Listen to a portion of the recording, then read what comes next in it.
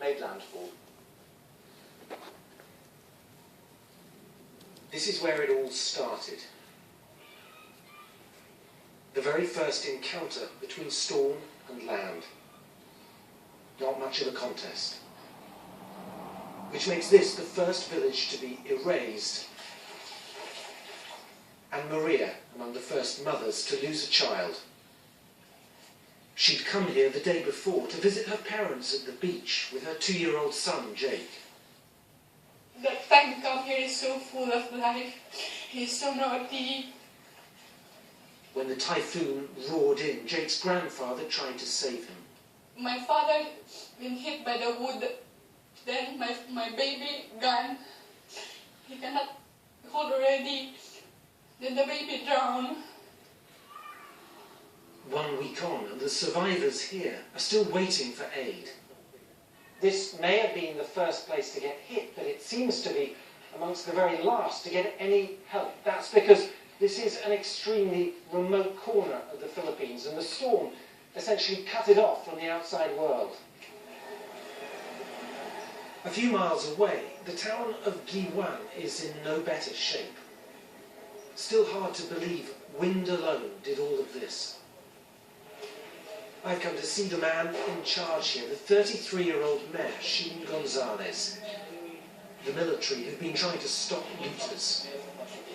Nursing his own injury and twitching with stress, the mayor, like the town, is running on empty. I have to be okay, because I am the mayor of this town. You look exhausted. Very stressful, but I need to be strong. What do you need most? Food. We need food and temporary shelters for the people. Easy to see why. The town's sports hall was supposed to be a sanctuary from the storm. Instead, 12 died here.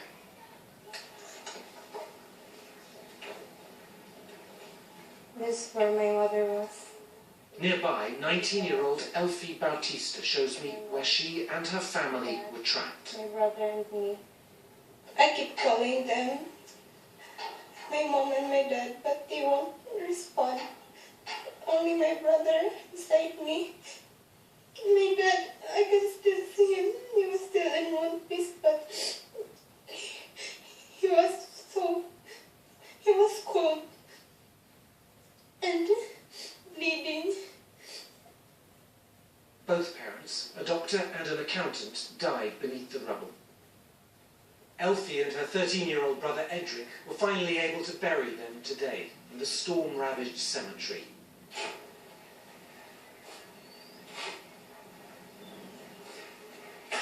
The children, like the town, left pondering what future they have now. I want to be like my mother. The doctor. A great mother.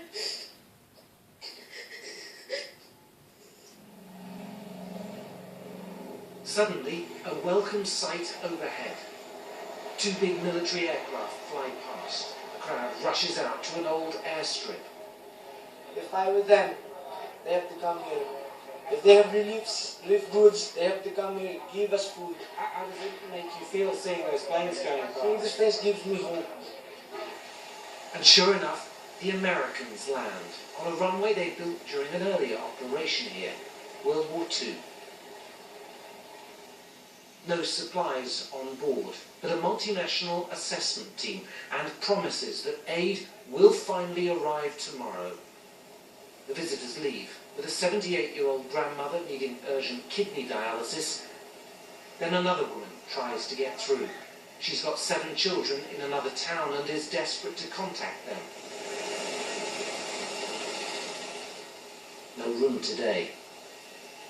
You can sense the frustration building here. Back in town, the queues for fuel, for water, are growing. This place was cut off for so long, it's not surprising. Things got pretty tense, pretty desperate here. There's been a lot of looting and there's still a state of emergency. And yet what's really striking about this town is how quickly the community has come together again and started to get things done. People may not have insurance here, but they have phenomenal resilience. For now, Elfie and her brother are leaving to stay with relatives somewhere a little safer inland. But you get the sense this shattered town will recover, slowly to be sure, from the storm of a lifetime. Andrew Harding, BBC News, Guiuan. Well, as the week progressed, international aid did eventually arrive. But in the interim,